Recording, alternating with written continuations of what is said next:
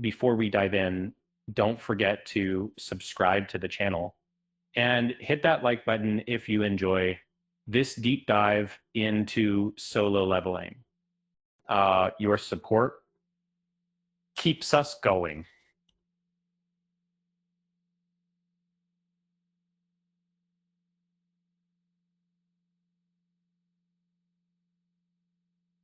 Have you ever wondered how an anime with so many flaws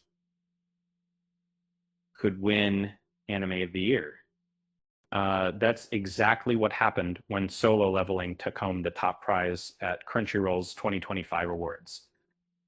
While fans were split, one thing was clear: Solo Leveling is far from perfect. Uh, and so let's explore why it might not deserve the crown it now wears. Um, a glaring issue with Solo Leveling is its lack of world building. The series barely scratches the surface of its universe, uh, leaving fans hungry for depth and detail. Even dungeons, which could have been rich with creativity, are rushed through. It's like being handed a treasure map, but never getting to dig for gold.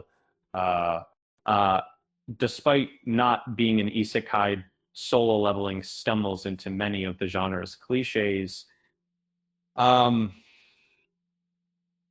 Jinwoo's journey feels eerily familiar to anyone who's watched their fair share of portal fantasies. These tropes can feel tired, especially as audiences grow weary of overused formulas, seeing the fact that they're really effective.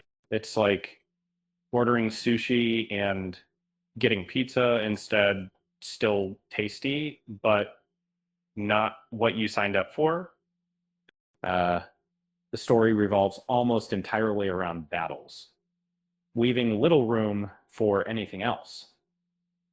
While action packed, it often feels shallow without meaningful character moments. With fights in nearly every episode, there's no breathing room for side characters or deeper exploration.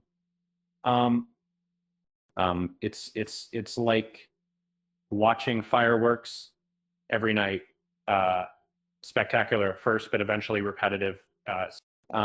Speaking of side characters, they're practically invisible.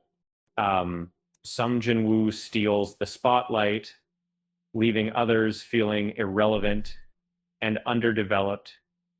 If a tree falls in a forest and no one hears it, does it make a sound?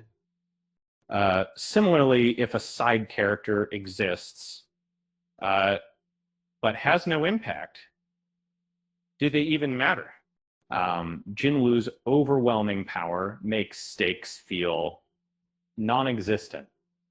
Uh, Battles lose tension when the outcome feels inevitable, like betting on gravity to work.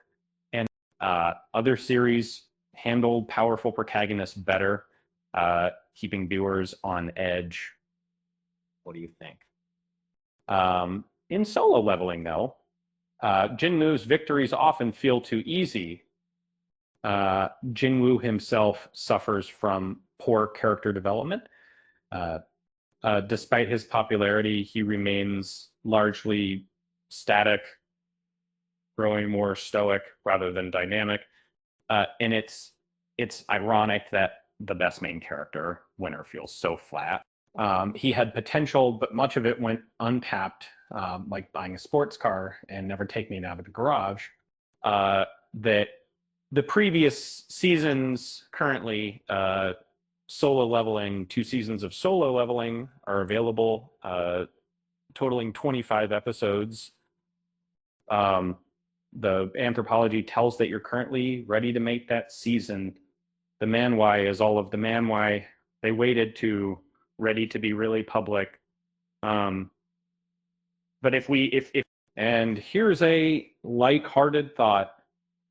If Jinwo were real, he'd probably skip reading reviews about himself.